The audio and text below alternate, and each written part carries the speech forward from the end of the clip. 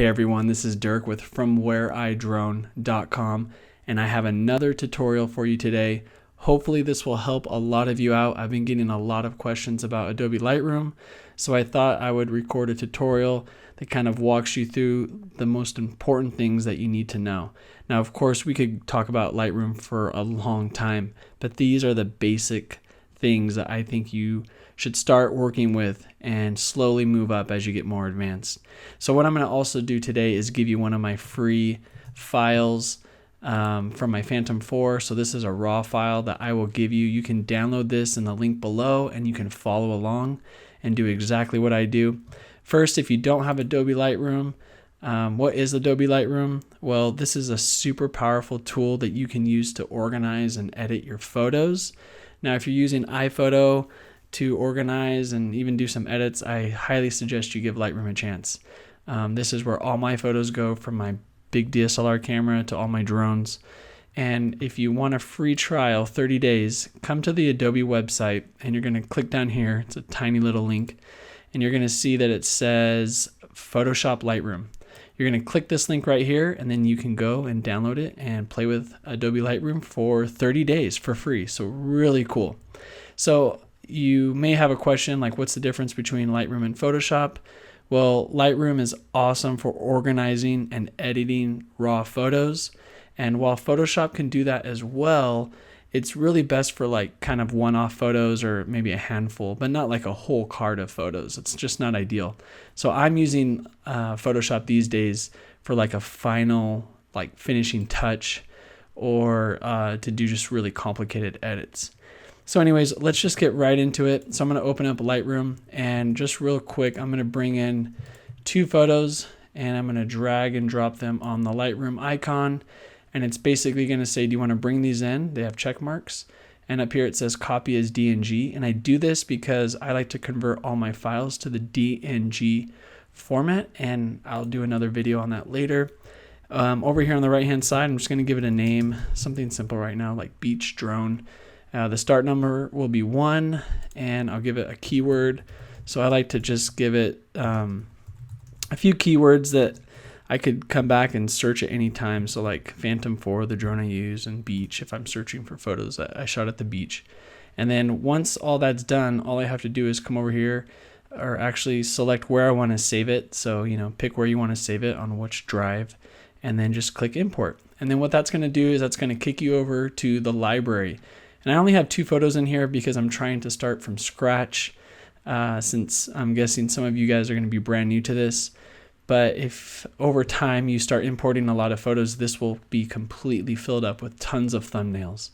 So anyway, let's just check out the 2 modules that you need to keep track of. It's really important that you pay attention to the dialog box up here. And if this is hidden, it's probably because the arrow is clicked and it kind of disappears. So you want to click the arrow right at the top and it will leave it in place. So here I have library, and right over here is develop. So I'll get to this in a second, but library is where you see all the photos. It's where you can rate photos. So you can click on a photo and push 3, and that means that you give it a rating of 3 out of 5. So maybe that means that it's an average photo. You can flag photos by clicking, down here on the flag. So there's a whole bunch of different things you can do. What I'm going to just go do though is I'm going to jump right into develop, and you're going to see there's some settings here. These are for like just doing quick little edits. When you really want to start to tweak the photo though, select the photo you want to edit and go to develop. Now it's important to know that any changes that we make on this photo are non-destructive. And what that means is that anytime you can undo your edit. And any of these edits that we're going to do not affect the photo permanently. So it lets you just mess around, until, you're done trying new things. So the first thing I'm going to do is I'm going to close these panels because I don't want to freak you out. I'm going to walk you through these in just a second. But really quick, below the histogram, which is right here, I have some options. And this first one is our crop and straighten tool. This next one is our spot removal. The third one over is the red eye. The fourth one over is our graduated filter. And the 5th one over is the radial filter. I did a tutorial on these if you want to go check that out. and then our local adjustments tool. So I always go straight to the crop tool. And I actually like this crop, but if you wanted to, you could, drag it and choose a new crop. If you hold shift, it will keep it constrained. But I actually like this crop, so I'm just going to go to reset and put it back how it was. But you can see that I actually have kind of a crooked image here. So what I'm going to do is I'm going to click on angle, and I'm just going to draw a line like this and let go. And you see that it figures out, oh, this is how much we need to tilt the image.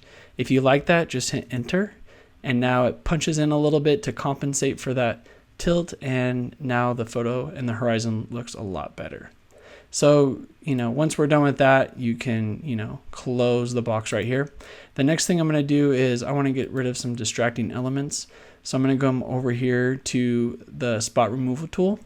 And because I want the focus to be on these surfers, I'm going to get rid of these guys in the water. So I'm going to click and basically paint, let go. And it says, do you want me to take what's over here and put it here? And I'm going to say, yes, that's awesome. So hit enter again. And then now those guys are gone. So pretty cool. And that's probably it for up here. So I'm just going to close this panel. And the next thing I'm going to do is come down here to the basic panel. And this is pretty cool. And this is really where all the magic and the fun happens.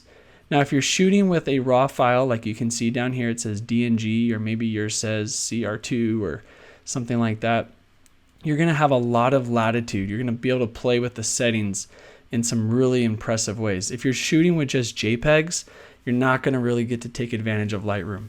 So I highly recommend you shoot in RAW. But basically what I'm going to do is I'm going to kind of run through these settings. So this top one right here is temperature. If I go left with it, it cools the image down, turns blue, right? If I go right with it, it warms the image up. So let's just say for whatever reason, I accidentally shot my photo like this and it doesn't actually look that good. I could play with the temperature setting and try to get it to, something that looks a lot better. And if you want, you can play with the presets over here. So if you want the white balance to be set to shade, click on shade. This is in the daylight, so, select daylight. I'm just going to go back to as shot though, because I like this white balance and I set it before I started capturing imagery. The next thing I want to show you is the tint. So if I go left, it's going to start to tint the image green. If I go right, obviously I'm going to start to get into, the magentas, the pinks. And if I double click on these settings, they will go back to their default settings. So pretty handy. The next thing is I have exposure. Now what exposure does is this actually adjusts the midtones and does an overall brightness change. So if I go to the left, you see my image starts to get darker. If I go to the right, my image gets brighter. So this lets you compensate depending on how you actually shot your image when you're out flying. So I'm going to leave it maybe just a little bright, not much.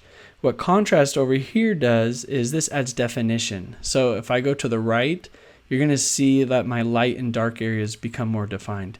If I go to the left, you start to see everything kind of becomes a little softer and muted. So I'm actually going to kind of keep it punched up. And I can't give you exact settings for all of these because depending on the image, it's always going to be different. So you just need to kind of understand these concepts and then adjust them to your liking. All right, this next slider is really where I think the magic starts to happen. So I have the highlight slider. So if I move this to the right, do you see how my sky starts to get brighter? But if I move it to the left, I start to pull back some of these clouds. And this is awesome because I want to see the clouds. I don't want them blown out. Now the whites does the same thing basically. So if I bring it back even further, I get a little bit more. If I start to push it that way, then my whites start to blow out. And I have a lot of whites up here, so that's kind of why it's blowing out. And now the shadows does the same thing.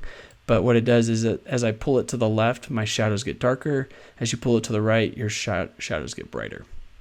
So maybe I'll make my shadows a little darker. And the blacks, what that does is it obviously makes the black pixels darker, or you can brighten the black pixels. So I'm basically, looking up here at the histogram and I'm seeing, here are my deep pixels. Here are my my deep dark pixels. Here are my bright white pixels, and then in here are my midtones. So this is the histogram kind of showing me that. Now, if I come down over here, I have the clarity adjustment slider. And what this does is, this is a pretty interesting tool, but people really get carried away with it. But it crisps up your images. So if I push it all the way to the right, you can see that, like all the wave detail starts to really come out. And, even up here in the clouds, if you push it to the left, you start to see your image gets really soft and nasty. So, why would you need this? Well, if you're doing a landscape, maybe you want to have things be pretty crisp, then you might want to push it to the right. If you're maybe shooting a portrait of, a person, maybe you want to punch it a little to the left so that their skin is nice and smooth. All right, I'm going to double click it and it's going to reset. I'm going to go over here now to Vibrance, and these two are very similar, but they do have a difference. So what Vibrance does is, as you punch it to the right, it starts to add saturation to some of the more muted pixels, and the difference is that what saturation does is it adds, intensity to all the colors in the whole entire image.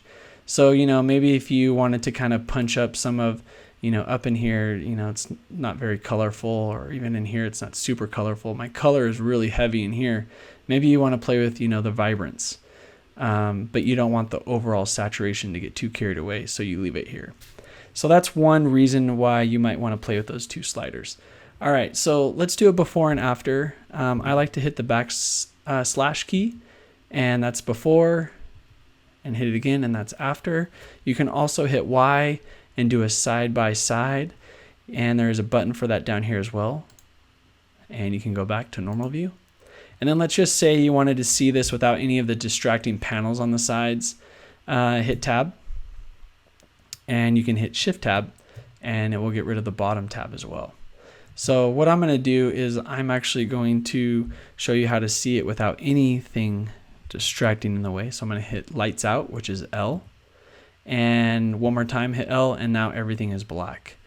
So that is pretty cool. Lastly, if you hit F, you can go full screen. Hit F again, and you go back to your edit view. So those are key shortcuts that I always use, and I wanted to share them with you. Real quick, I'm going to twirl down over here to where it says history, and you can see that I have a history of all the edits I just made. So for whatever reason, if you wanted to go back to when I was playing with the tint, go click in here in the history and, start playing with these settings, and you can go back in time essentially. I'm going to just go back to over here because I liked how it was, and I'm going to leave it like that. So what we're doing is, you can probably tell, is we're doing like a top-down approach. And this is how you can, not get stressed out. Just take one panel at a time. So let's now collapse this and go to the tone curve. This is, to be honest, a more advanced tool. Basically, you can do some of these same adjustments by playing with this curve and clicking and adding points. If you've ever heard of an S curve, that's where you can make an S curve. I'm going to just undo that, hitting Command Z, because I don't want to play with those at the moment. The next thing is our hue, saturation, and luminance, color, and black and white panel. This basically lets you play with the colors and tweak them around, and black and white lets you, get different black and white tones depending on how you play with these sliders, and it's, mimicking film. So if you go into the blue channel, you affect the black and white look. But we're not going to play with that, so I'm just going to go back to the HSL and close that. If for whatever reason you ever want to turn off something, like you messed around, like let's say the tone curve, this will make a little more sense. So let's say I did like an S curve and you're like, I don't like that. Toggle this switch and it turns that off. So you can toggle it on and off. So I'm going to leave it off. All right, so the next thing is split toning. This basically lets you add color to the highlights, and you can add color to the shadows. Again, slightly more advanced tutorial that I might do on this one to help you guys out in the future, but not really needed for right now. The next panel we have is the detail, and this is where you can sharpen your image. So you can see right now my cursor is set to a magnifying glass, so I'm going to punch in, and I have a hand now. I'm going to put this in the center, and I'm going to punch up the sharpening just so you can see how crisp my surfers get. And again, toggle it on and off. You can see it's a little soft there, and then now it's crisp. But the other thing that happens when you actually sharpen your image is you introduce noise. So if you come over here to the noise reduction, you can go, like 20%. And what it does, it starts to soften. So I'm going to turn this down because this is way overkill. But people tend to, stick to like an 80, 20 kind of rule. So 80 on the sharpening and, like a 20 on the noise reduction. Again, it depends on the image, but right now that seems to look pretty good. So I'm going to click on my image again and zoom out, and let's see if we can tell before and after. Or I could do the backsplash or the backspace. The backslash. I'll get that right in the future. Okay. So that's looking pretty good. The next thing I'm going to do is the lens correction. If you shot with a Phantom or GoPro or the DJI drones have our profile settings in here. They still don't have a profile setting for the Phantom 4, unfortunately, but if you're shooting with the Vision, they do. And you can see the reverse effect is happening, but by default, some cameras give you distortion on the edges. So this is where you would correct that. You can also come over here into the manual setting, and you can do that manually with these settings. So this is really handy if you want to fix like a bulge in the center. You can fix these here. Pretty cool. So I'm just going to toggle that off because I don't need to do any lens correction right now. And the next thing is the effects. So right here is the slider for the vignette. So if I punch it to the left, you start to see my edges get darker. And if I punch it to the right, they get lighter and start to turn white. So this is really one of those, like, be subtle with it, in my opinion. So maybe you just kind of want to make your focus like in the center of the image. So if you toggle this back and forth, you see that there's a little bit of a focus because the edges are vignetted. If you wanted to add some grain, let's punch in, maybe have like a film look. You could punch up the grain and you get all those like dots and starts to look like film. I tend to, not add too much of that to my images. All right, and lastly is camera calibration, and this is, a more advanced setting. Just leave it to the default settings, in my opinion, and you will be just fine.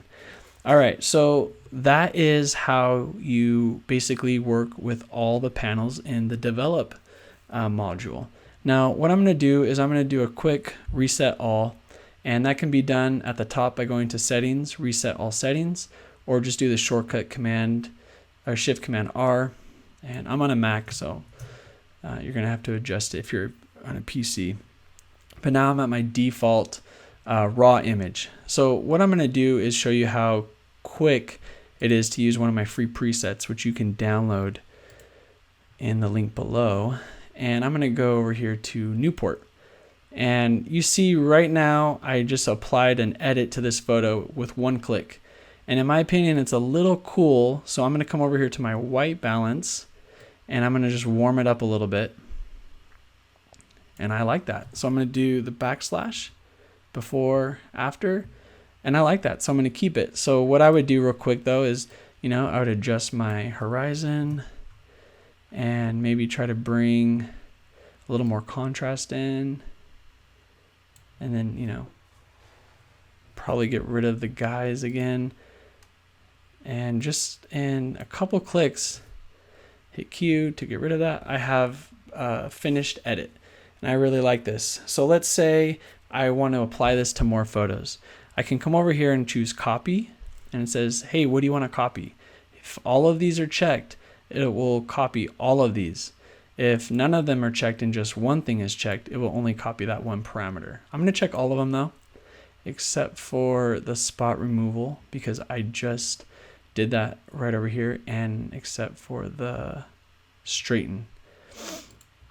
So hit copy, and now go to this next photo, and I'm going to hit paste, and it will apply that same edit right to this photo.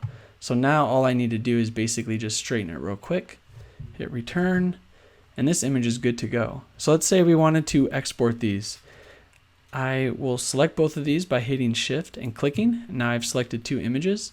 I'm going to come up here to file and go to export. And then what I'm going to do is make sure it says export to hard drive. And I'm going to make sure that I come over here to file settings and want to make sure it says a JPEG because I want to post it online. And I keep the quality at 93, And depending on where you want to post it, you know, if you're going to post it on Tumblr, then maybe, you know, like 1200 for, you know, the long edge is fine. I mean, just really depends what you want, or just uncheck it and it'll do a full res export. And if you want, you can remove the location data, but if you want to geotag some photo on Instagram, then make sure this is unchecked. If you've set up watermarks, then you can click that and then hit export. And it's going to say, where do you want to do that? So I'll make a new folder inside of here and put JPEGs and open. And up here, you can see it's processing these two photos. It'll pop up a new dialog in the Finder for me. And I can see that I have my edited photos. And I can now go and post these. All right, so that is it. I hope that was helpful to you guys. If you want more tips, check out my other tutorials on fromwhereidrone.com or my YouTube channel. Please leave a comment or give me a thumbs up. I'd love to hear if these are helpful to you guys. If you have any other questions, please let me know in the comments below. Be sure to download that raw photo, play around with it, have some fun. If you happen to do a cool edit on it, you know, send it over. I would love to see it.